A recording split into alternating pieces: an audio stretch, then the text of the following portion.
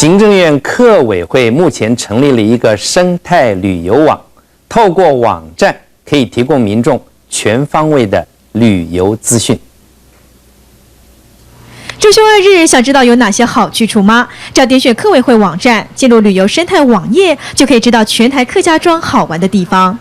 人文啦、地景啦，有的古迹啦，那古迹的部分，还有创作的景观啦，就讲呢古街啦。想看电子地图、上网订饭店和餐馆的民众，透过生态旅游网可以帮你解决疑难杂症。想让全方位资讯是这个生态旅游网最大的特色。里边有讨论区，里边有票选区，人目的这个做到将来呢，世界上来讲，旅游的资讯网站里边啊，做到清楚的。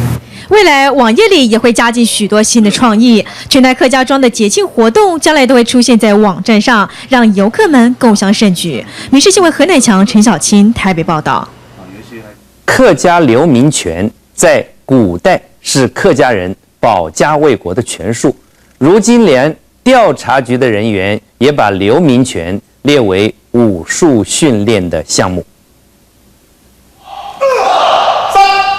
在教练的口令下，学员们使出浑身解数，用力练拳。3、2、3。再来个对打，把平日的练习搬上擂台，验收成果。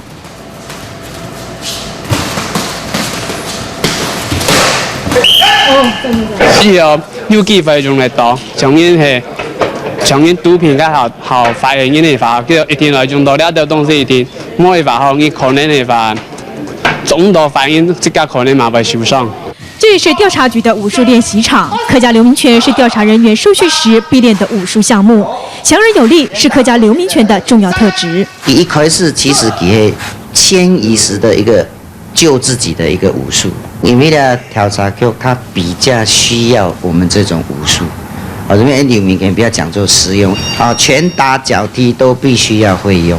除了练拳外，呼吸调节也很重要。教练说，武术和呼气要拿捏得宜，才能将留民权的特质发挥到淋漓尽致。民视新闻何乃强、陈小青台北报道。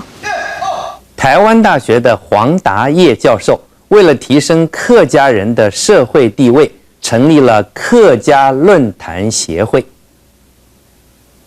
现在在台湾大学教书的黄达业，他是财经相关科系的专业教授，也是时常提供财经政策给政府的专业学者。他为学生上课的时候都很认真。各位要记得，你现在念研1、研2。黄教授跟国内很多客家子弟一起组成了客家论坛协会，里面有教师、律师、医生、会计师以及工程师等杰出的人士。他也是第1届的理事长。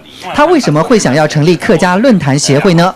黄教授说，客家论坛的最高目标是希望所有的人到后来都会感觉做客家人是很光荣的事情。同样的专家这样的论文同合起来出版，本他可能讲客家人专业人士按懂，借着客家论坛的组织呢，同其他社团垂直性的整合起来，水平性呢也对合起来，叫客家力量来做动态。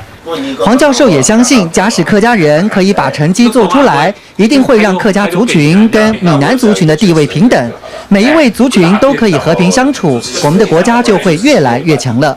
民视新闻罗瑞成、马登州台北报道。